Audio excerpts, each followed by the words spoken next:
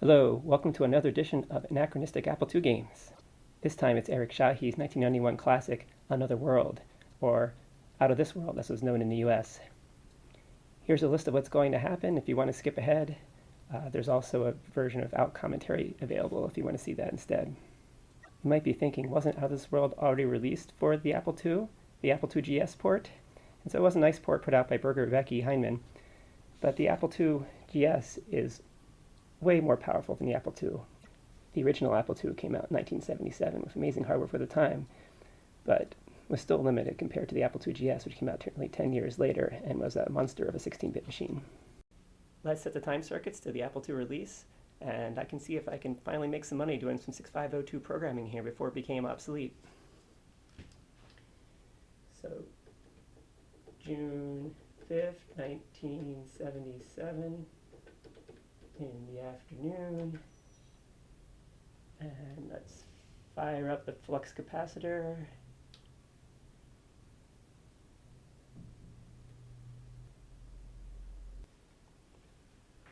And back. And it turns out that Woz didn't invent the floppy drive till 1979, and 48K of RAM was prohibitively expensive, and there was no mocking board, so it was entirely pointless.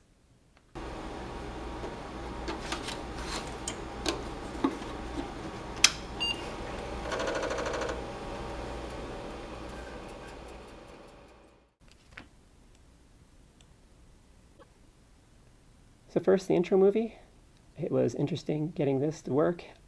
The original game did things with vector engine that was interpreted, while this is all 6502 assembly and sprites for the most part, though there are some points where I cheat a bit. For example, the elevator scene here where I'm just drawing a line and not redrawing all the sprites.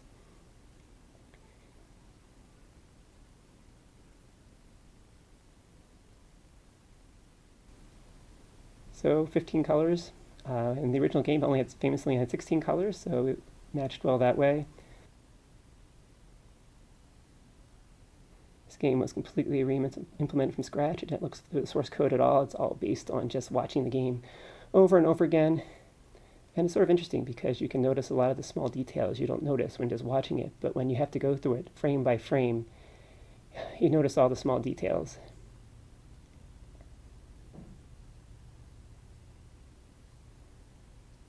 As I said, getting this to fit in the 48K was the biggest challenge. I didn't want to have to load from disk midway through this, especially because the Apple II, the disk drive, you really can't do much while it's running. It's timed perfectly to the CPU, more or less bit banging the stepper motors, and you can't do anything for the most part while the disk is accessing. So to avoid disk accesses, you more or less have to load everything in the memory, run from memory, and that was a bit of an interesting challenge. The text here is the actual Apple II text mode. It's not graphics at all. You notice I couldn't use the vertical bar for the ASCII art. I had to use a colon because the original Apple II did not have a vertical bar character. Also no lowercase, as you're probably noticing. I was aiming for the original Apple II for 1977, whose graphics is more or less a few flip-flops and a shift register. The colors are all NTSC artifact color. There's a high-res graphics mode, but it's so much more of a pain and high bandwidth and memory hog to program than low-res. And I like low-res. Low-res is sort of very underused in the Apple II community, and I thought this game mapped well to it.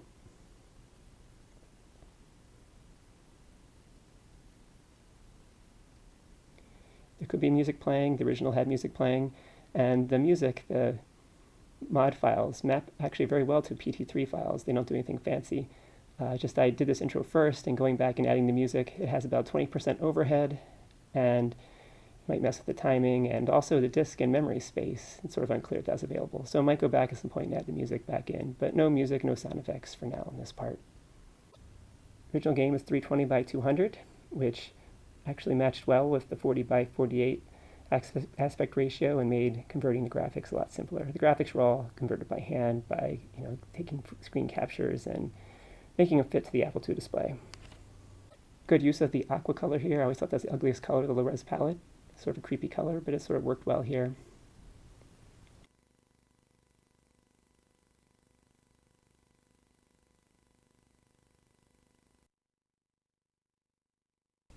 Now at level 1, arrival underwater there. The actual game has the cool water ripple effect that I just could not figure out how to do. Tentacle monster turned out nicely, though. We can see it more later with the outtakes. Getting out of the water, little beast there, watching where you're going. Slugs, always fun. Actually, it's one of the last things implemented. It was getting the slug behavior right, the falling off the ceilings and such. And as you can imagine, it gets a bit tedious to play test this, so I often implemented the end of levels first, so then I could easily run to the end and test them out, and then only did the beginnings of the level here at the very last point because I didn't want to go and kill the slugs every time I was trying to debug something at the end. Behavior here is very similar to that in the game. It's not quite exactly the same. I think they fall off the ceiling based on the earthquakes in the game. Here it's sort of based on the exposition of your physicist character here. And they do respawn like this in the game. I never realized it when I used to play it, but again, frame by frame, and you notice a lot of interesting things.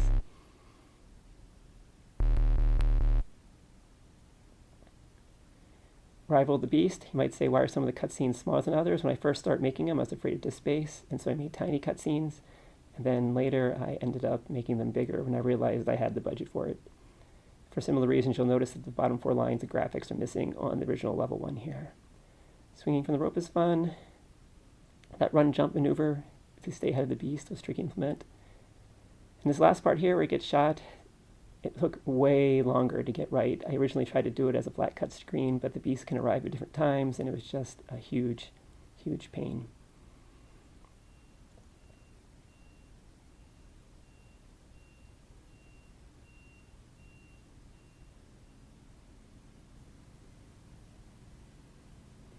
I was very impressed with how some of these cutscenes turned out. You would think at 40 by 48 it would be harder to do this, but some of this worked very well.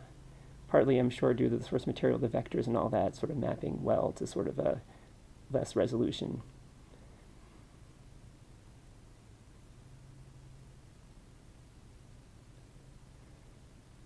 So again, there's a lot of stuff going on in the scene you might not think about. There's the guys in the background, there's the guard behavior walking back and forth, there's the trying to slide back and forth, there's the little dude that arrives in the background with a zip once things start going, having to shoot the laser up for the only point in the game where that actually happens, and you have to put all the code for that. So a lot of this stuff was a huge pain, actually.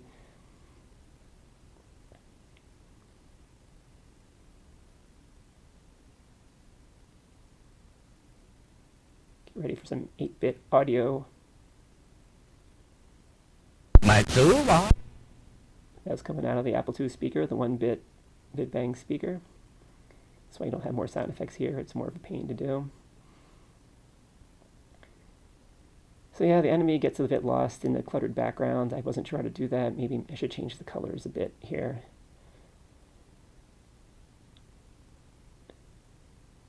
So there's our friend, busy working at the panel to unlock it, and whoops, it didn't seem like that was unnecessary.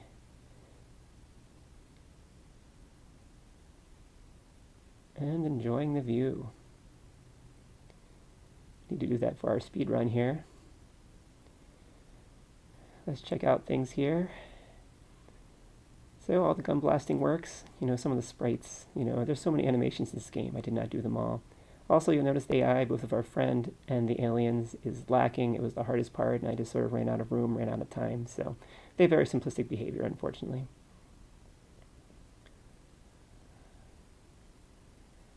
Keypresses, you might notice I'm having trouble here with doing the shields and all that. Apple II, you cannot detect key up presses. It's a very simple keyboard, so I had to change up the key handling a bit, and it's a bit of a pain. There's also no auto repeat ones. Our friend's still busy working away there.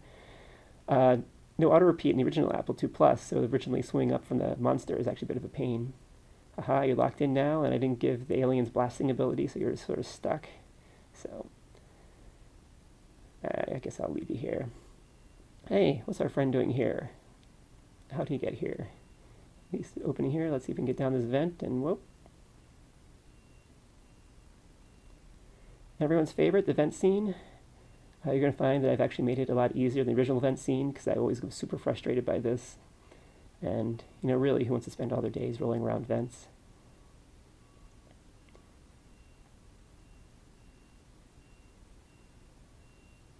And again, you might think this is an easy level because it's so short, but there's still a lot of stuff going on here. All the other endings, all the falling, all the rolling. And here we are at level 4. So let's blast through this door. Actually a wall, I guess.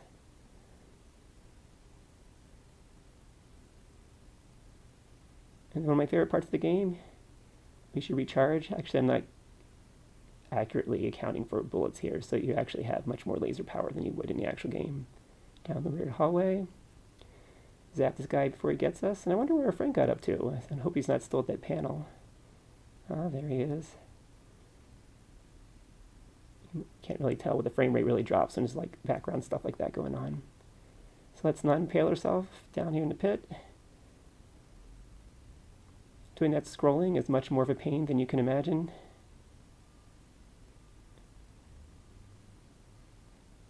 And on to level 5. And you might say, wow, did you implement level 5 of all the water and the monsters and everything else? And the answer is no. Our poor physicist is sort of stuck here forever. No way out. And that filled up the disk. And so I got some concept art here, but went further on, the famous bath scene. The battle by the stained glass, falling down into the matrix here. Now all the deaths, there are very many of them, and I tried to implement as many as possible. So of course, if you're not quick on the movement, especially with the bad Apple II keyboard, a tentacle monster will get you. Even on the surface, if you're not careful and stand still for too long, a tentacle monster will get you. Slugs are pains.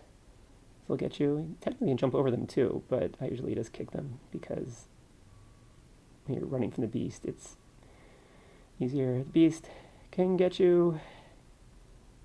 Lots of ways to die. Here's an outtake where I messed up, accidentally shot my friend. Yes, you can do that. I was trying to still take out the guy, and then was having trouble with the controls, and then I said, this is silly. And just to show that, yes, you too can be shot by the guards, even if they're simplistic AI. Dying by the steam in the vents. Dying if you go the wrong way in the vents.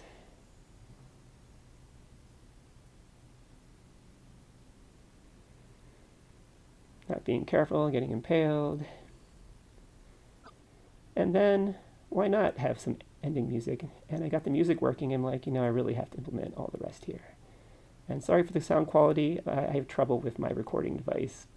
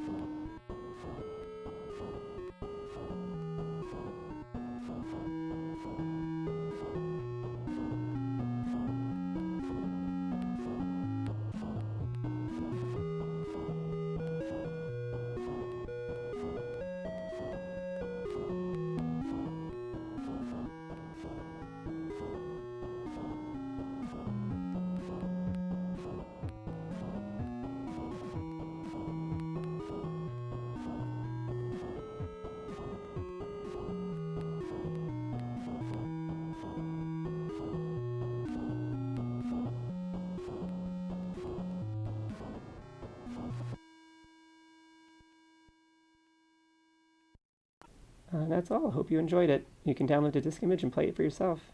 Also, I want to say this is way better than the Commodore 64 and Atari ports I could find, so consider this a challenge, you guys.